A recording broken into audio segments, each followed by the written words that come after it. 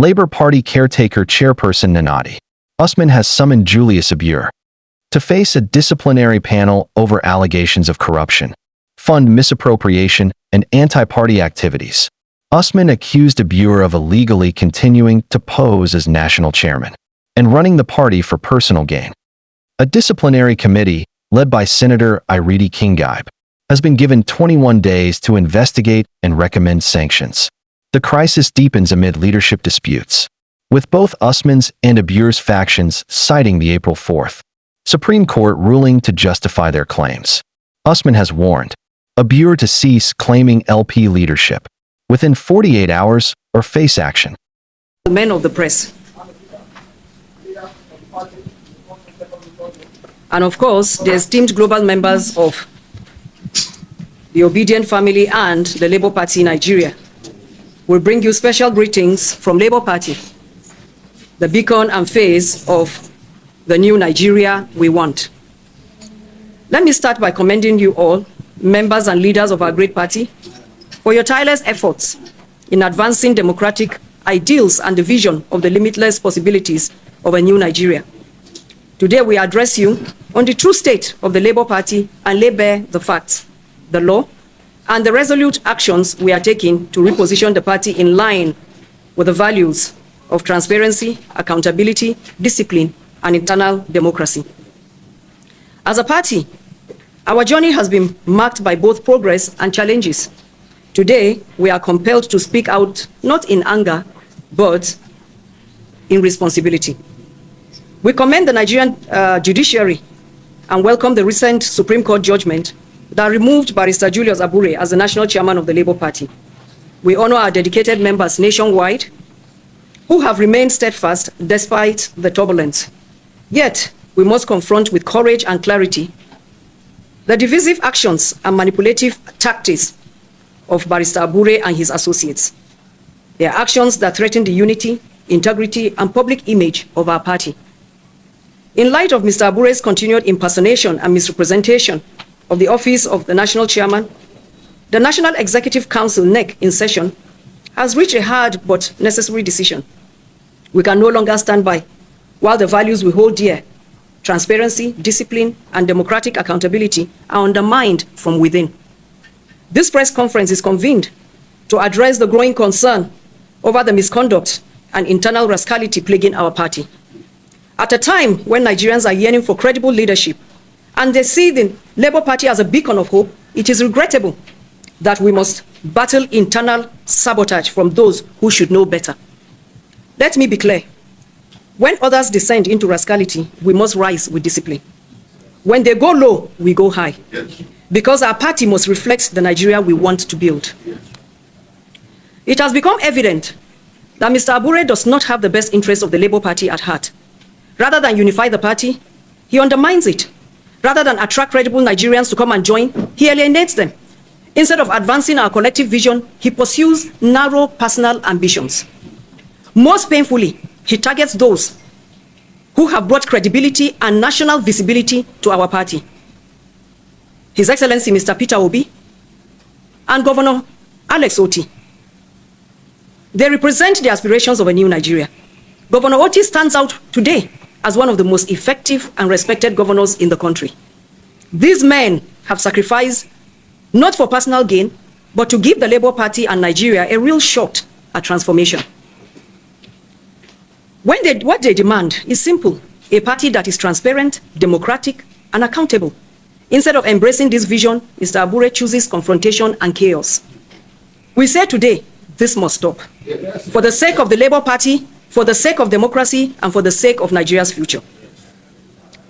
After a careful and comprehensive review of the Supreme Court judgment delivered on Friday, April 4th, 2025, the National Executive Council, NEC, is deeply concerned by the subsequent actions of Barrister Julius Abure, particularly his continued impersonation of the esteemed office of the National Chairman of the Labour Party. These actions have not only violated the spirit and letter of the law, but have also brought the image and integrity of our great party into disrepute.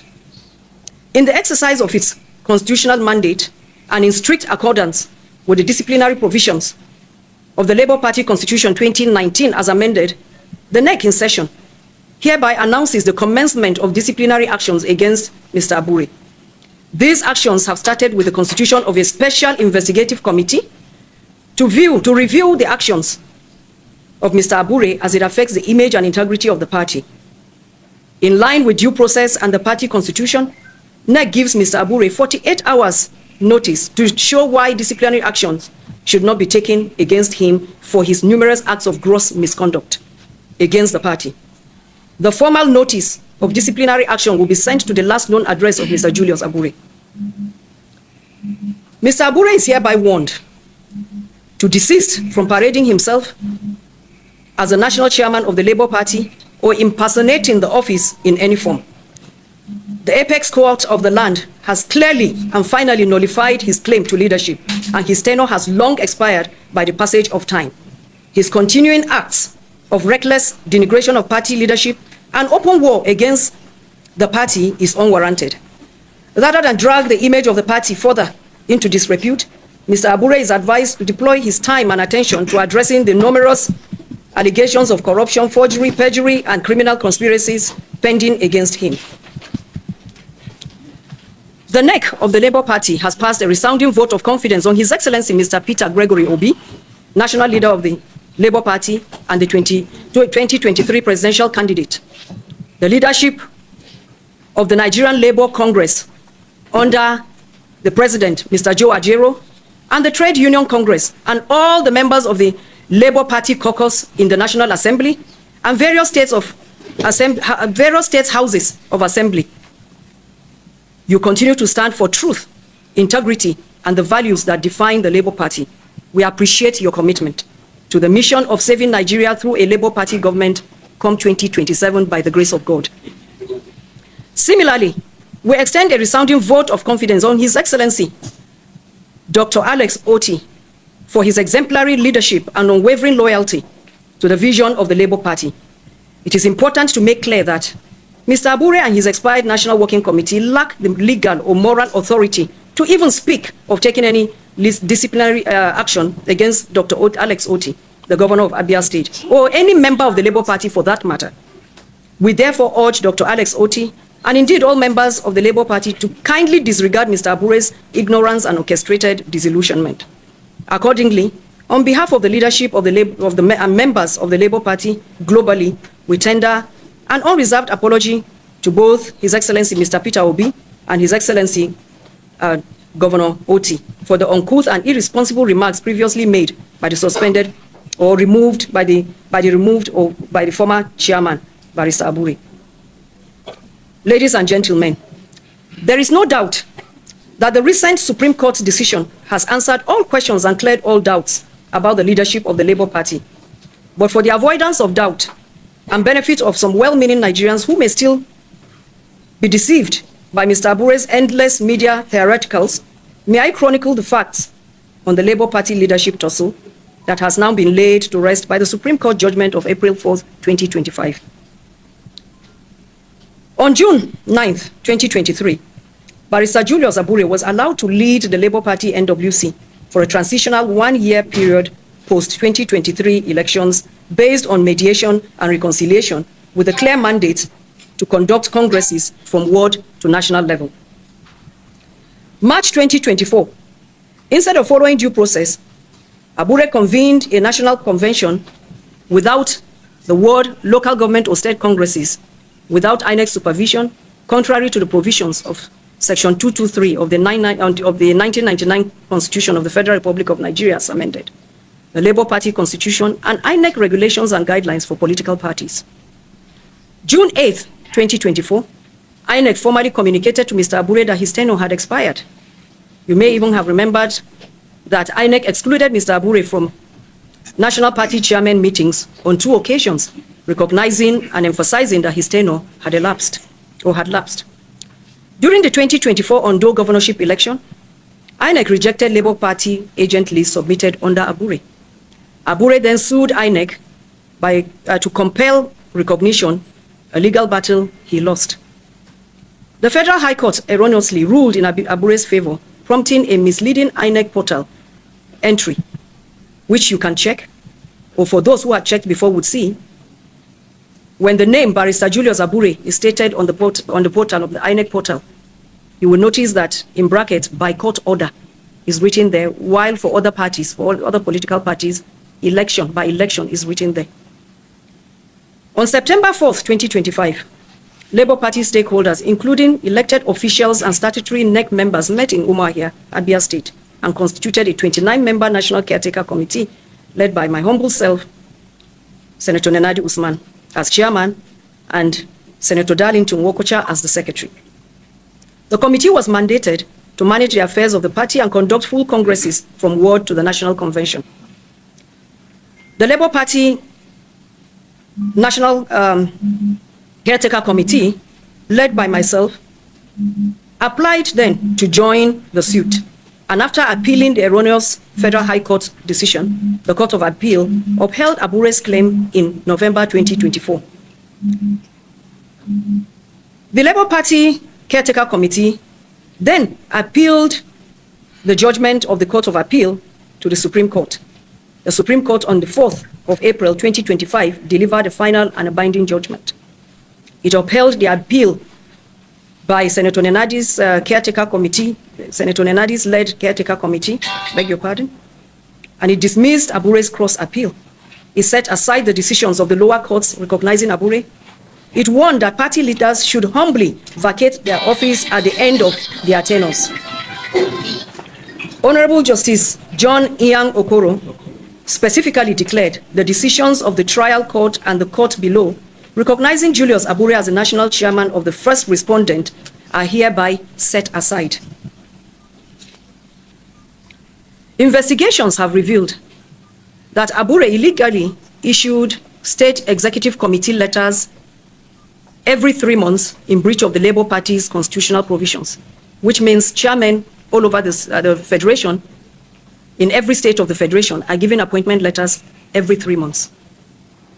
Accordingly, we hereby nullify all these letters issued by the erstwhile chairman to state executive committees. The National Caretaker Extraordinary National Convention Planning Committee, as we are known, is the only organ of the Labour Party with the power to appoint state executive caretaker committees. And that we are going to do together with major stakeholders, because the committees are merely to help in conducting congresses from the ward right up to the national convention at the federal level. It is with great optimism and a sense of renewed purpose that I inform our members across the globe that the leadership of our great party is diligently working to launch the nationwide membership registration and revalidation exercise in the coming weeks. This critical step will strengthen our grassroots engagement and reposition the Labour Party as a truly people-driven movement. In furtherance of this, we have formally notified the Independent National Electoral Commission, INEC, of our planned activities, including the forthcoming ward, local government, state, and zonal congresses, which will be culminating into the national convention. Full details and schedules will be communicated to all stakeholders in the coming days. In conclusion, the Labour Party stands united, disciplined, reinvigorated under our leadership, and supported by all members of the party. We will no longer tolerate impunity, illegality, or personal ambition above party interest. We reaffirm our commitment to rebuilding the Labour Party as a true vehicle for national transformation. The journey to the limitless possibilities of a new Nigeria continues, and we invite every Nigerian of conscience, including some of our members on the other side, to please join us. We call on all Labour Party members across Nigeria, irrespective of past disagreements or affiliations, to continue to support the current leadership and to refuse to be demonized by Abure, who has played his last card and is just clutching at straws.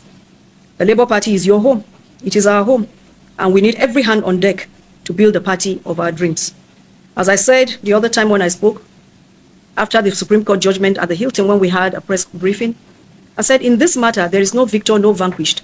All we want is to build a Labour Party that will serve Nigerians, a Labour Party that will give us a vibrant vehicle that we can use for people to come contest election into various offices, win, and help forge Nigeria forward. That is just what we want. We want a Labour Party that has internal democracy. A Labour Party where if you are a member of any the executive, you know when you won election, when the congresses were done, when you started office, and that 3 or 4 years down the road is when you quit or you can go for re-election. We want a Labour Party where people who want to hold positions would go back to their wards and contest election in the congresses. And I would also want to call on all to come, please, let us unite to advance the limitless possibilities of the new Nigeria. I want to assure you that a new Nigeria is truly, as in indeed, is indeed possible. It is possible. One anchored on justice. We want a Nigeria that is anchored on justice, equity, and the supremacy of the will of the people, not the will of a few. Before I yield the microphone to the secretary, I would want to read out the names of those who are being saddled with the responsibility of the disciplinary committee.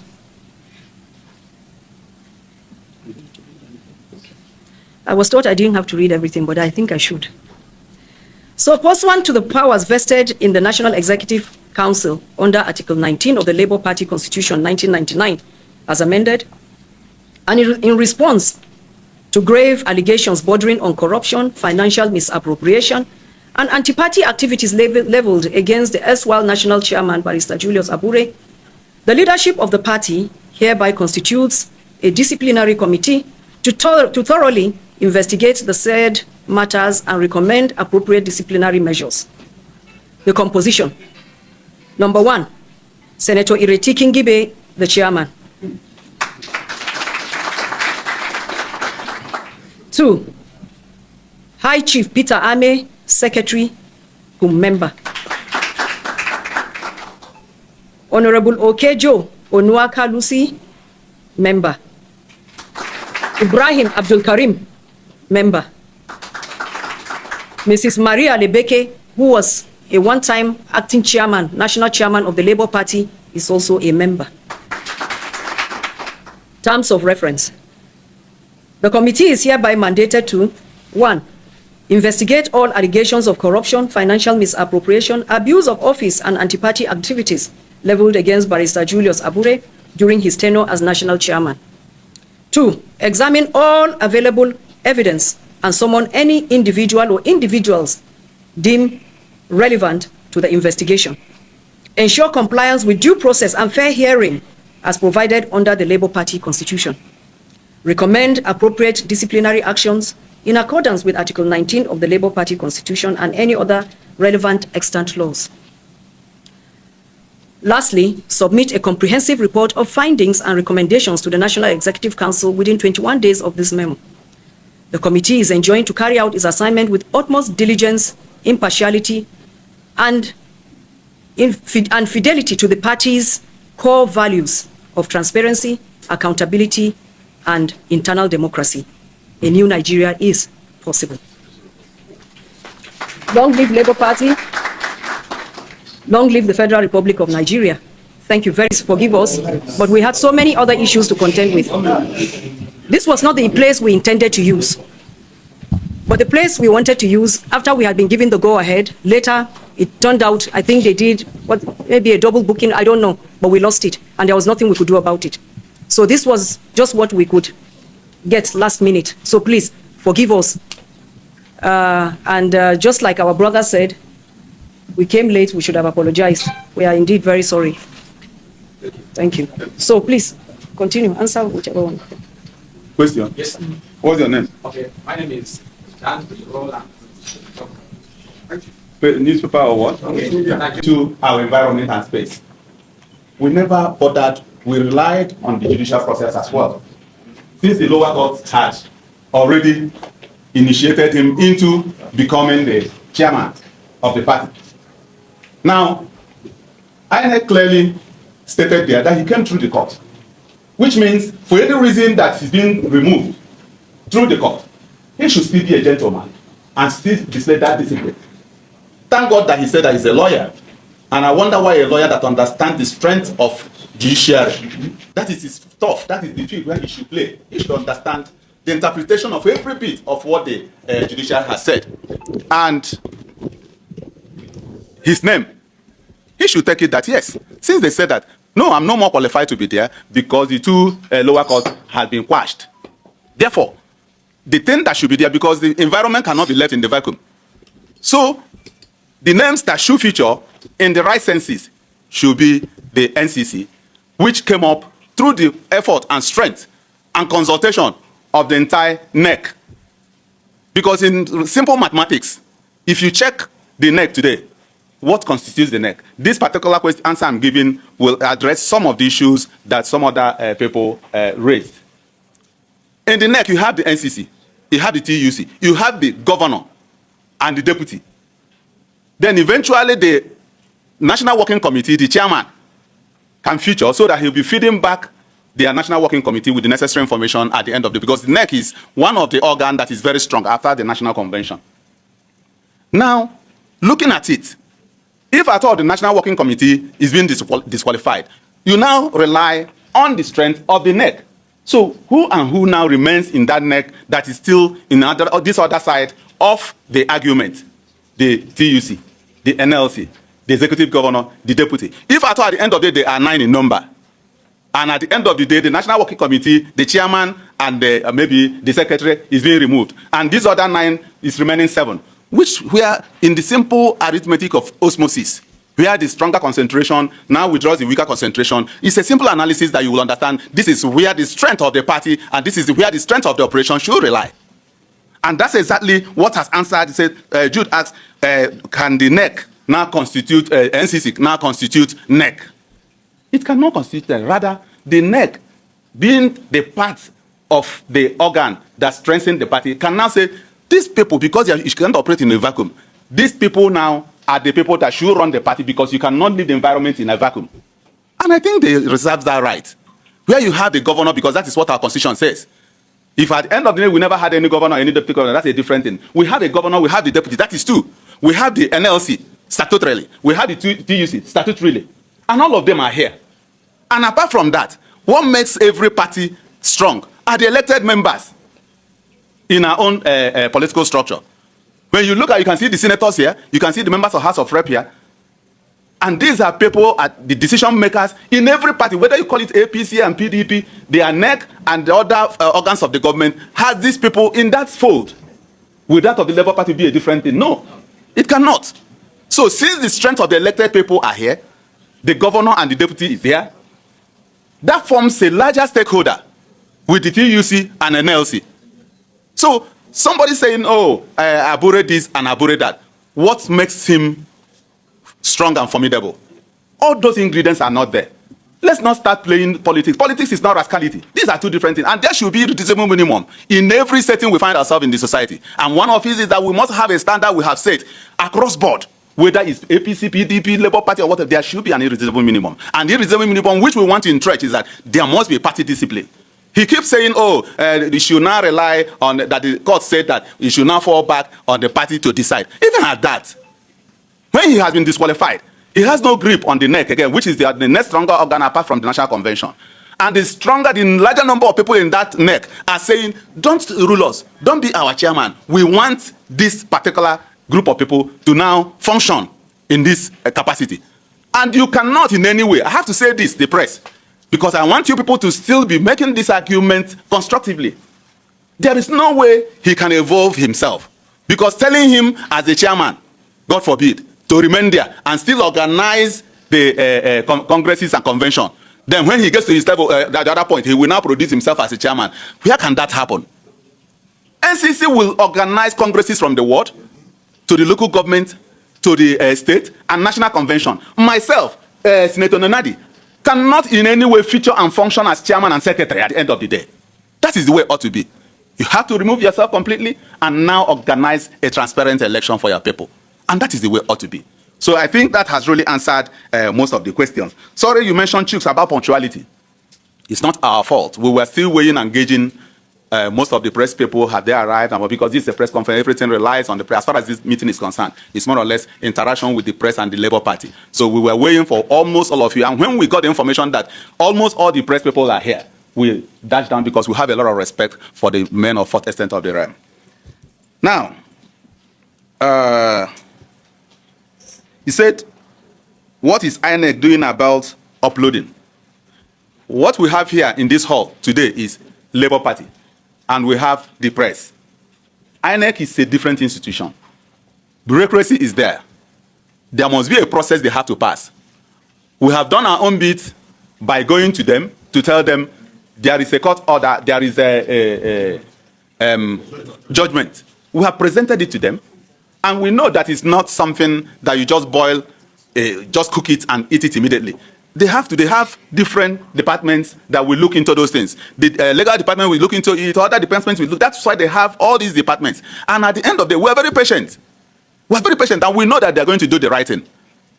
They've done right things before now in several fora, and we think they will still do the right thing right now. But we have to give them time, and they will come up with what Nigerians expect. You say, why are you not in the national office? Anywhere you see the Pope or the Bishop, anywhere the Bishop is, that is the cathedral. That is the cathedral. So you don't need to start asking, oh, why is the Pope, or why is it this, and why is it no? Anywhere you find the Bishop, that is the cathedral at that point in time. So when we talk about coalition, you see, there are certain formations,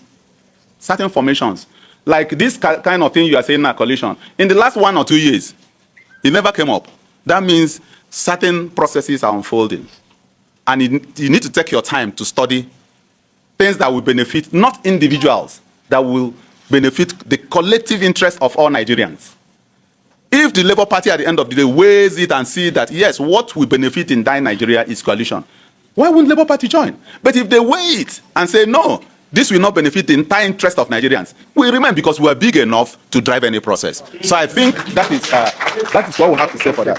Good. From Kagarko, local government area of Kaduna State. My ward is Jere South Ward. The name of my chairman is Shehu. And out of respect, normally, whenever cards are being distributed, incidentally, most of the cards that we use for registering people there, I paid for them to be printed. I paid Bazuagu, Clement Ojuku, to print them for me. He handed them I took them home. And at that time, nobody told me that we don't want you, don't get card, don't bring people to come and join Labour Party. Nobody told me that. I went and joined Labour Party, called other people to come and join, and I have a card. I've been checking my phone to see if I have a picture. You must have noticed me checking my phone. I was checking to see if I have a picture of my card, but I've not been able to find it. I have too many pictures, but certainly I can make that available. And even the page where the registration, the book in my ward where I was registered, where my name is, I will screenshot it and I can share with you. If people from my ward don't disown me, I don't think anybody here in Abuja can disown me. Thank you. Thank God that the chairman is here. We've not gotten any report that she's being disowned by the ward. And then I'm going to say this. What we are doing here today is part of what Roland is asking about. We'll set up a disciplinary committee that will dig deeper into that issue. And so that's part of what we're doing. But then I also need to talk to the press. We're all here, and we know how vibrant Nigerian press is. And I don't know whether the press also realize that one of their duties is to expose corruption. If you have information that the Inspector General of Police has investigated a matter and has written to Attorney General of the Federation to prosecute, I think that it is the duty of the press, in line with your mandate of exposing corruption, to take it up. You also know that you are also responsible for holding government officials to accountability. You are supposed to hold them accountable for actions that are uncivil. Now, if Attorney General of Federation is sitting on a situation like that, I think that then the other issue is to educate the public too. And then you also know that even as you educate the public, you're also supposed to promote accountability. So I think that, I'm kicking this back to the press to look into the matter and then investigate. Something must be done about investigative journalism as far as this issue is concerned. Thank you very much.